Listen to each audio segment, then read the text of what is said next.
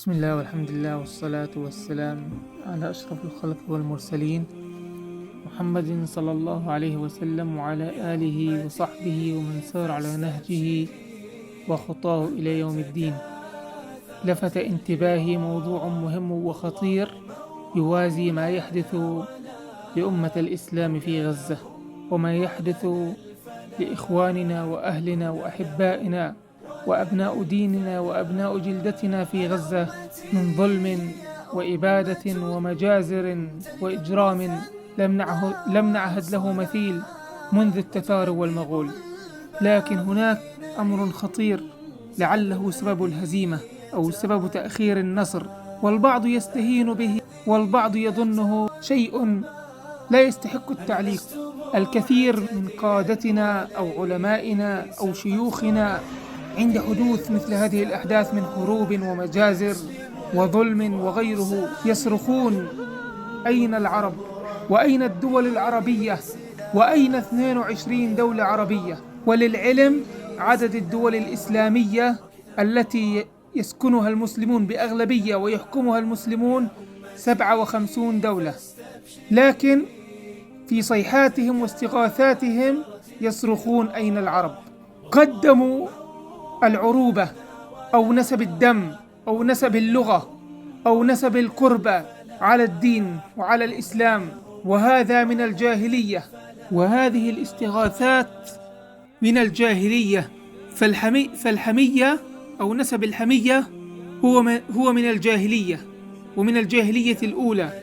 تركنا الإسلام وعلاقتنا الأقوى ورابطنا الأقوى والمتين وهو الإسلام والدين، فلا نقول أين الدول الإسلامية وأين 57 دولة إسلامية، بل نقول أين الدول العربية وأين العرب وأين حكام العرب وأين من العرب.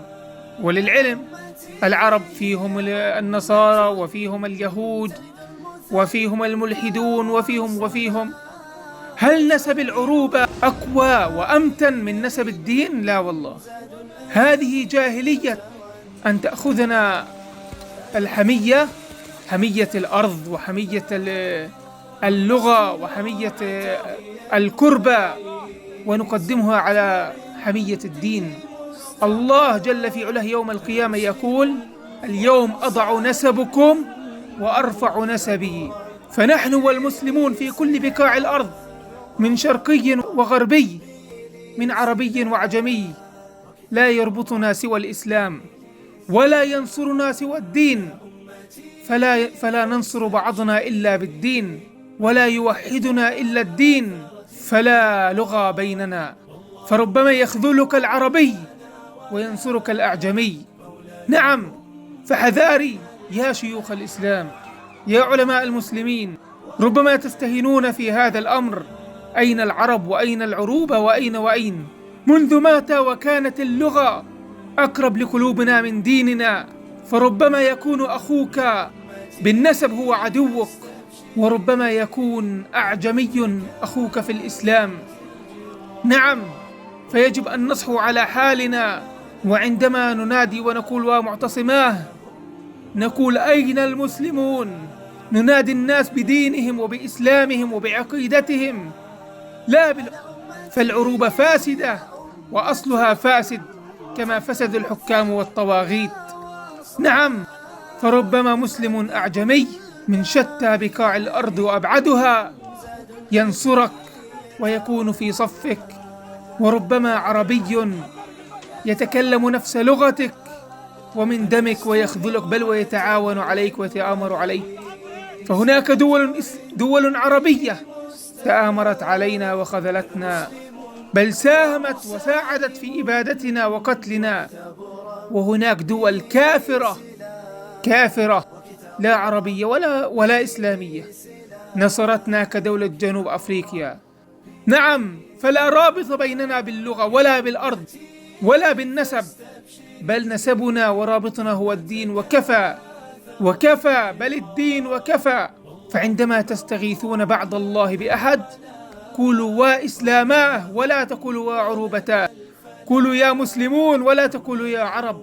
فكلمة الإسلام والدين هو من يوحدنا وهو من ينصرنا، وهو من يوحدنا ويعيد صفوفنا. أما العروبة فنتركها لأصحاب النفاق ونتركها للطواغيت ومن اعتادوا على الظلم والظلمات. فنسأل الله أن يرد المسلمين إلى دينهم ردا جميلا تحت شعار واحد وهو راية واحدة كتب عليها لا إله إلا الله محمد رسول الله، نكون تحتها جيشا واحدا ولا نكون تحت الرايات العمية كخرق سايكس وبيكو، فلا نعترف بها، بل هي تحت أقدامنا، لا أخضر ولا أحمر ولا أسود ولا هلال، كلها خرق عمية وضعها لنا كافران وخدعنا بها، ولا يوحدنا إلا راية التوحيد. تحتها وفي ظلها نسود العالم بإذن الله. والسلام عليكم ورحمة الله.